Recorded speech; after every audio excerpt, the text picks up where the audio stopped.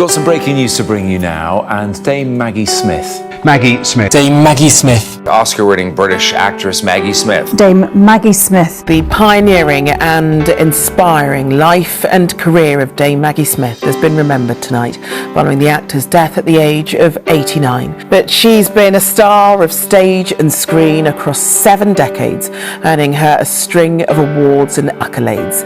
In the past half an hour, the King said he and the Queen were deeply saddened by the news and described her as a national treasure. Younger generations will remember her for her work as Minerva McGonagall in Harry Potter, and of course in the Downton Abbey series as well. I didn't think you'd last the course.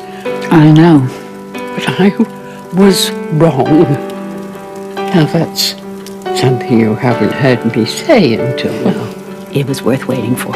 But of course her career was stretching back far, far beyond this century. She won Academy Awards for her films in the 1960s and 1970s. She won 5 BAFTAs, 2 Oscars, 4 Emmy Awards, 3 Golden Globe Awards and a Tony Award, as well as nominations for 6 Laurence Olivier Awards.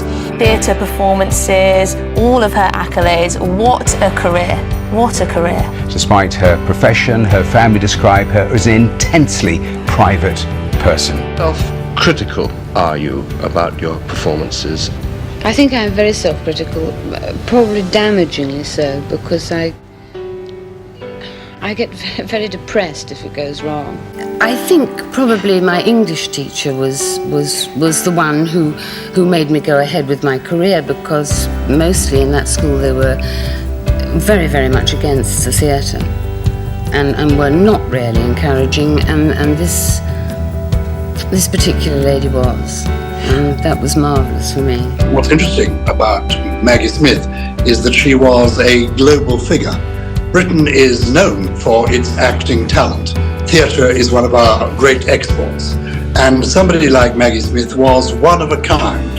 This is the end of an era, and yet when she came onto the stage, she offered you something that was unique. When you can't have what you want, you make certain that everyone else around is equally as miserable. I haven't noticed any equals around me. Oh, it's amazing how you can throw up verbally as well as you can nutritionally. Michael Caine said that you steal every movie that you're in.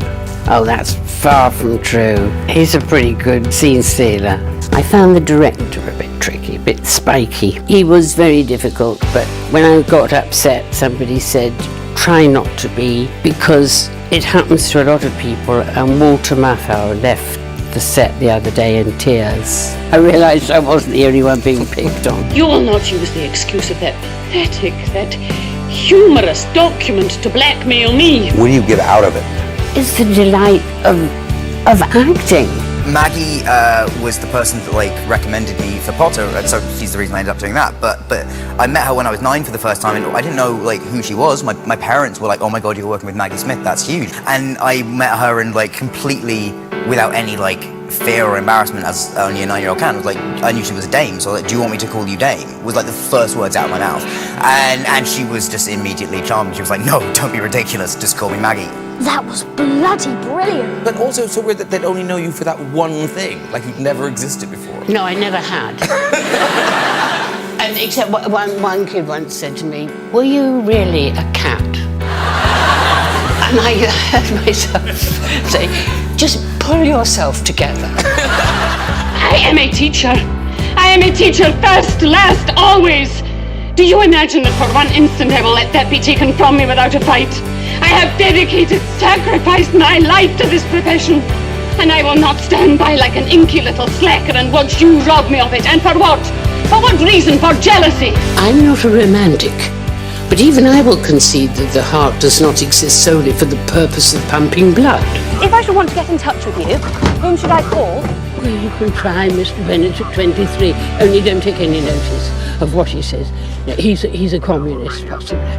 I don't know, it seems a bit pointless, going on one's own and not having someone to share it with. And I leave you confident that your lives will be happy and fruitful.